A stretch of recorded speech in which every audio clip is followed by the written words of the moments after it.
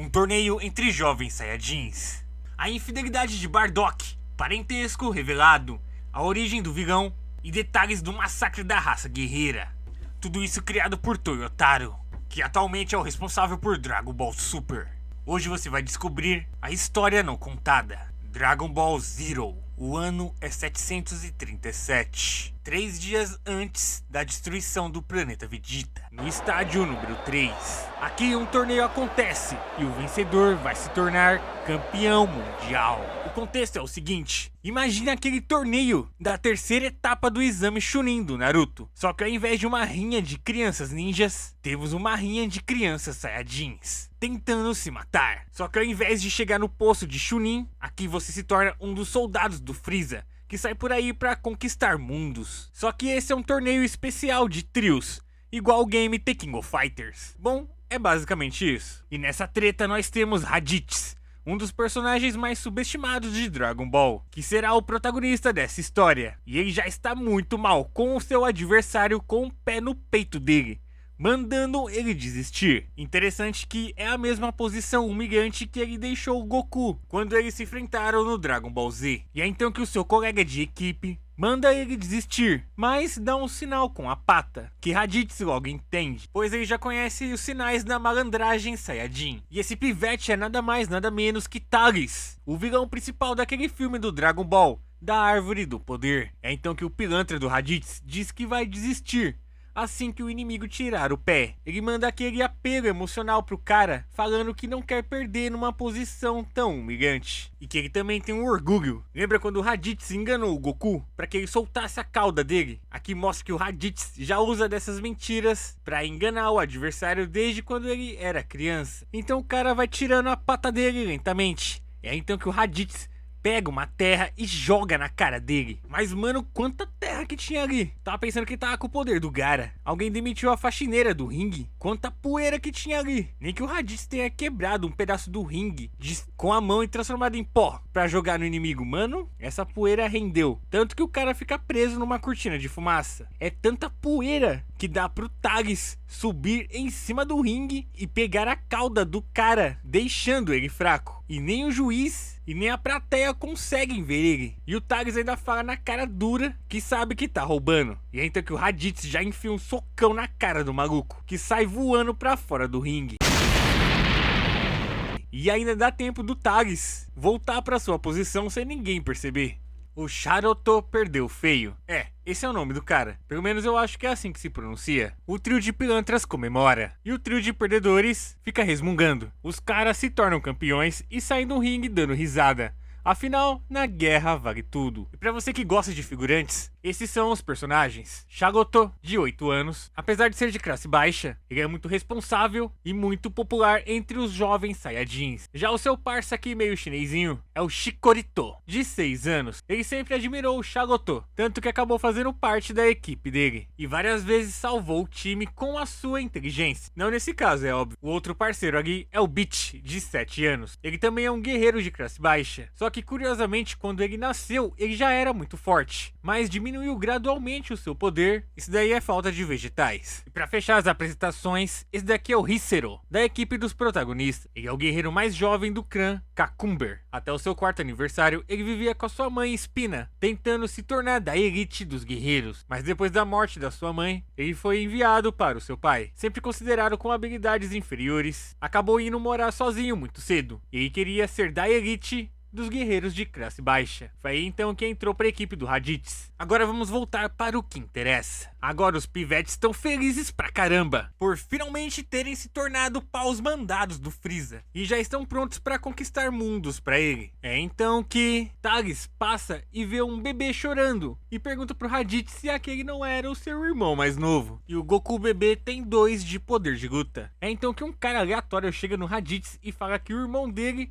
vai ser enviado pra Terra em breve. E aí então que Thales comenta que eles vão se encontrar algum dia. Acho que pro Raditz se sentir melhor. Bem, e vão se encontrar mesmo, né? Mas não vai ser muito bom pra vocês não. E de repente, passos. E quem passa pelos animais é nada mais, nada menos do que Bardock. É então que ele para porque sentiu cheiro de personagens que vão ser esquecidos na obra. Os seus filhos que não chegaram ao status de protagonista. É então que Bardock pergunta sobre a mãe do Raditz, a Guinea, e que ele cresceu muito. Olha a cara do Raditz de quem ficou feliz dele ter perguntado. Thales então diz que agora os três são guerreiros do Frieza. Bardock então pega uma argola do braço dele e joga pro cachorrinho do Raditz. E é então que ele fala que da próxima vez, os dois farão alguma coisa juntos. E Raditz já fica todo feliz. E essa é uma referência àquela argola que o Raditz usa no braço. E essa foi a última vez que pai e filho se viram. O narrador da história menciona que os Saiyajins eram fortes e se tornaram importantes no exército do Frieza. Só que alguns começaram a tomar as próprias decisões, e isso Frieza não poderia permitir. Enquanto isso, Bardock escuta os soldados falando das forças especiais Ginyu, que foram para um mundo muito perigoso, The-7. E mesmo eles não conseguiram derrotar os habitantes de lá. Eles pensam em mandar alguém verificar se isso é verdade, mas qualquer um que estivesse indo para lá estaria sendo enviado para a morte. Eles perguntam pro Bardock por que ele não vai. E Bardock já se mostra ser um desses Saiyajins rebeldes que tomam as próprias decisões. Então Frieza, antes de destruir o mundo dos Saiyajins, já estava começando a aniquilar eles de pouco em pouco, mandando seus soldados onde alguns Saiyajins foram enviados para poder exterminar eles. Um deles foi Kaberoge, um Saiyajin que nasceu com pouca força e foi enviado a um mundo distante para conquistá-lo, igualzinho à missão do Goku, mas ao contrário dele, ele nunca se esqueceu da sua missão, e desde a sua chegada há 10 anos, ele lutou contra os habitantes de Odoburu, mas pouquíssimo antes de completar a sua missão, ele recebeu a visita dos soldados do Frieza. E tadinho, olha ele todo alegre ao ver os caras, e ele já toma um rajadão na boca. E esse massacre se repetiu em vários cantos da galáxia, assim como com o trio de Zushini, Jeruba e Cauliffe. E olha esse trio de Saiyajins, os caras praticamente jogaram uma bomba atômica em cima deles, com essa arma de braço aí. Já a equipe do Raditz foi enviado para nada mais, nada menos do que aquele mundo, The-7. Aquele mesmo mundo onde as forças especiais Ginyu não conseguiram derrotar todos os inimigos. E aqui vemos que o Hissero já está morto, totalmente aniquilado. E Raditz e Thales já estão quase apertando a mão de Deus, ferrados e sem chances de vencer. E vão terminar morrendo pros bichão com cara de doido. Os ataques não têm efeito algum, e só conseguem enfurecer as criaturas. E então eles começam a fugir das criaturas. Aqui, nessa cena eles poderiam fazer referência com aquela abertura do Dragon Ball. Xalá! Hey, xalá! E então, Thales tropeça igual acontece com todo mundo que foge de monstros em filme de terror. E então, Thales é esmagado pelo monstro. Olha como o coitado ficou. E Raditz está cercado. E um pouco longe dali está aquele palhaço esquecido, o Kiwi. E como um bom vacilão que vai garantir a sobrevivência de quem deveria matar, já dá a informação precipitada, confirmando a morte de toda a equipe do Raditz. Queria ver a cara dele pro Frieza quando o Raditz voltar são e salvo, depois dele ter confirmado que o cara já bateu as botas. Já longe dali, Bardock, todo chumbado, escuta na comunicação a conversa do Kiwi, confirmando a morte de Thales, Hissero e Raditz. Bardock fica pé da vida e fala que vai se vingar do Frieza por isso. Bem, nós sabemos como terminou essa vingança, né? Enquanto isso, Raditz está escondido dentro de uma caverna, esperando que as criaturas se cansem e resolvam ir para casa. Mas a vontade de morrer é tanta que ele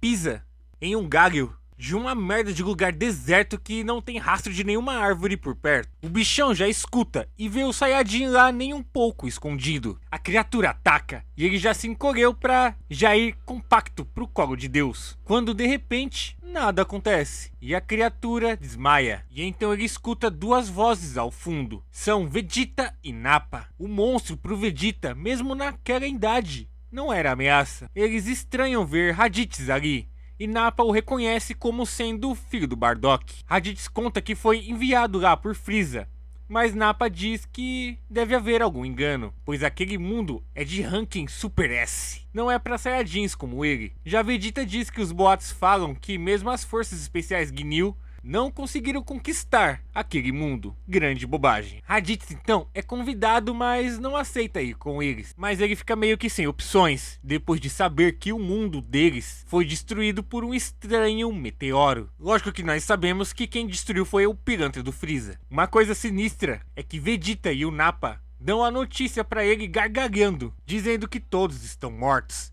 Até mesmo o pai do Raditz. Os caras são sinistros mesmo. E assim começa a aventura dos 3 sobreviventes. E agora vamos pro segredo de Bardock. O segredo do danadão que finalmente faz a gente entender por que Thales é tão parecido assim com o Goku. A história acontece cerca de 1 ano antes da destruição dos Saiyajins. Bardock tinha voltado do campo de batalha pela primeira vez depois de muitos meses. E ele então é recebido com entusiasmo pelo Raditz. É então que Raditz apresenta o Thales pro seu pai. Ele conta que Thales não tem pai. E é então que Bardock se pergunta onde ele já tinha ouvido esse nome. Raditz comenta, viu? Você e meu pai são idênticos. E questiona que talvez, quem sabe, eles tenham algum tipo de parentesco. É o mais próximo do que você imagina, Raditz. E é então que a mãe do Thales chega. E quando Bardock se vira, ele toma um puta de um susto. Ele já imaginava que deveria ser isso. Raditz então apresenta ela pro seu pai. Tadinho, mal sabe que eles já se conhecem muito bem e já foram apresentados há muito tempo. Então ela ironicamente diz: prazer em conhecer o Sr. Bardock. Olha a cara de cínica. E Raditz se pergunta como é que ela sabia o nome dele, pois ele nunca tinha revelado antes. E é então que, pra piorar as coisas, Raditz tem a brilhante ideia de convidar